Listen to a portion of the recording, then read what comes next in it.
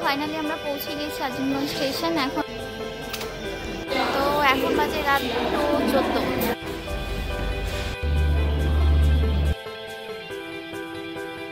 আমরা স্কুটি নিয়ে সন্ধ্যে 6টায় বেরিয়ে পড়েছি স্টেশন যাওয়ার। স্টেশন পৌঁছে গিয়েছি, তো গ্যারেজে একটু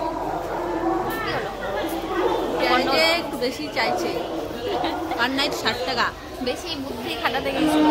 ফাইনালি আমরা পৌঁছে গেছি আজিমগঞ্জ স্টেশন। এখন বাজে ঘড়িতে 6:50। তো আমরা যাবো তিস্তা তোরসাই। ফার্স্ট টাইম আমরা উত্তরবঙ্গে যাচ্ছি। দাঁড়িয়ে আছে আর উনি ওইদিকে ওয়েট করছে, তো এখনো ট্রেন আসেনি।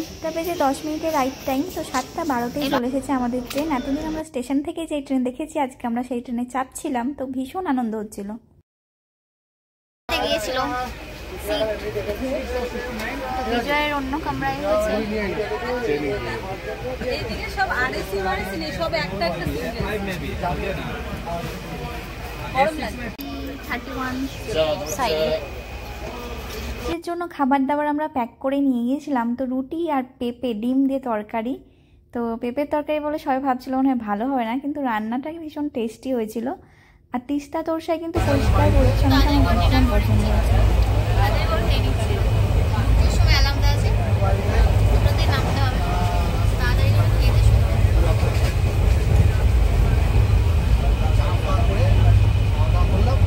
তো এখন বাজে রাত 2:14 আর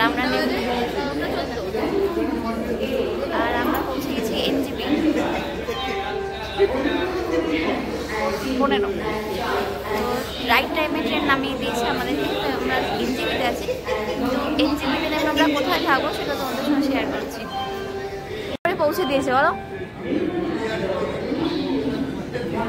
আমি কোনোদিনও ভাবতে পারিনি মাম্পি এত রাত্রে উঠে বসে থাকবে বেড়ানোর জ্বালাই।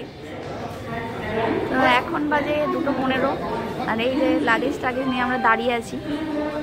আর ও গেছে রুম দেখতে, এখানে রুম নেওয়া আছে, এত রাত্রে আমরা বেরোবো না। তো আমার হাজব্যান্ড আগে থেকে আইআরসিটিসির রুমগুলো বুক করে রেখেছিল। তো এই ওয়েটিংটা নিয়েছিল 680 টাকা 12 ঘন্টার জন্য। 24 ঘন্টার জন্য বা বেশি সময় আপনারা বুক করতে পারেন। তো এটা ছিল ভীষণ ভালো একটা ডিসিশন। এখান থেকে দেখতেই পাচ্ছেন কত সুন্দর স্টেশনটা দেখা যাচ্ছে। তো অনেকটা সময় রেস্ট নেওয়ার পরে মধ্যরাত্রি যেহেতু এখন আমরা বেরোইনি। আর রুম কিন্তু পুরনো হলেও ভীষণ পরিষ্কার পরিচ্ছন্ন ছিল, ওয়াশরুমও খুব ভালো ছিল।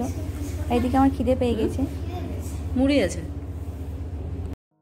তো মোটামুটি 4.5-5 ঘন্টা ঘুমানোর পর সকাল প্রায় 7টার দিকে আমরা বেরিয়ে পড়েছি। তো আস্তে আস্তে গুটি গুটি পায়ে আমরা এগোচ্ছিলাম। তো গাড়িও আগে থেকে বুক করা ছিল।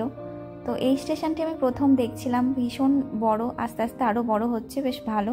তো উত্তরবঙ্গের এই স্টেশন থেকে অনেক জায়গায় যাওয়া যায়, তোমরা যারা যাও জানো। তো বেশ ভালো ফ্রেশ লাগছিল ঘুমিয়ে টুমিয়ে, কিন্তু তবুও অনেক সমস্যা হয়েছে। তো রুমটা না নিলে কী অবস্থা হতো ভাবতেই পারা যাচ্ছে না। তো আমাদের গাড়িও চলে এসেছে। তো গাড়ির যে দাদা ছিল ড্রাইভার ভীষণ ভালো। তো আমাদের তো মানে গল্পটা পরেই বলবো জার্নিটা। তো এই জার্নি শুরু হলো দার্জিলিংয়ের জন্য, এখন এখানে শেষ করছি।